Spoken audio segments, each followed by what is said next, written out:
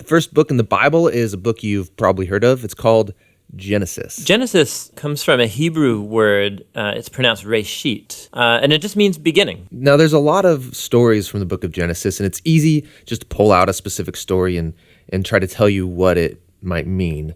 But we think the best way to understand this book is to look at the book as a whole and show you how the whole thing is designed. The book is designed to fall into two main parts. You have chapters 1 through 11, which is telling the story of God and the whole world.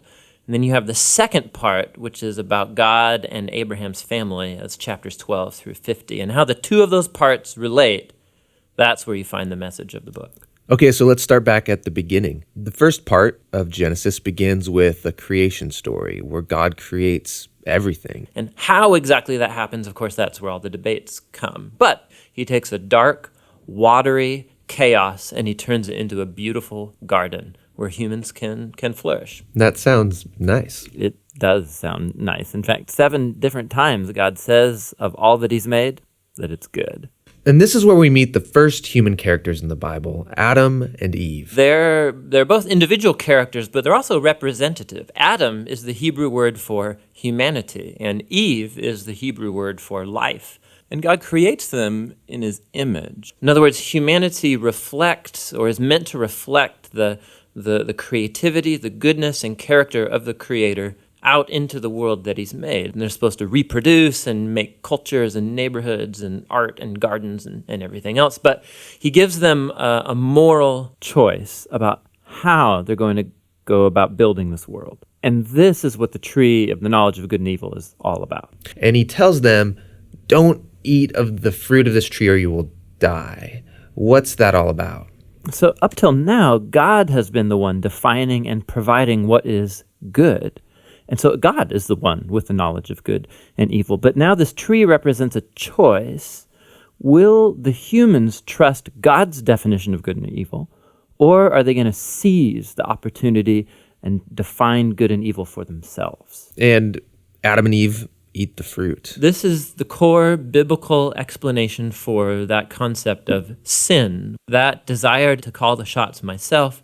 It's the inward turn of the human heart to do what's good for me and my tribe, even if it's at the expense of you and your tribe. And the problem is humans are horrible at defining good and evil without God. And so now that humanity's made this choice, things get really bad. So Genesis 3 through 11 is like tracing this downward spiral of all humanity. So Adam and Eve, they can't trust each other anymore. And so there's a little story about how they were naked and felt fine about it beforehand, but now they feel shameful because all of a sudden Adam's definition of good and evil might be different than Eve's, and so they hide from each other. Then there's another story of temptation. Cain is jealous of his brother Abel, and he gives in and kills him. There's a story right after Cain about a guy named Lamech, and all we know about Lamech is that he accumulates wives like property, and he sings songs about how he's a more violent, vengeful person than Cain ever was, and he's proud of it. Things get so bad with the human race that we see God decide to just wipe us out.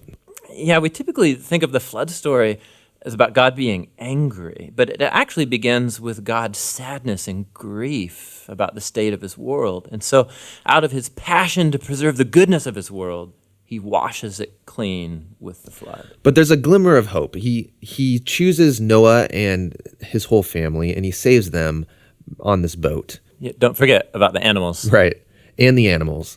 So Noah and his family are going to reboot all of humanity. I mean, he must be a pretty great guy. But this is the story most people don't know because it's kind of weird, is that Noah gets off the boat and he plants a vineyard and he gets totally plastered. And then something sketchy happens in his tent with his son. It's a tragic story. So from here, humanity grows again, but things are as bad as before. And the last story is the famous story of the Tower of Babel. And in this story, you have all of the nations uniting together to use this new technology they have, the brick. And they want to make a name for themselves and build this big city with a huge tower that will reach up to the gods. But God knows that this city will be a nightmare. And so in his mercy, he scatters them.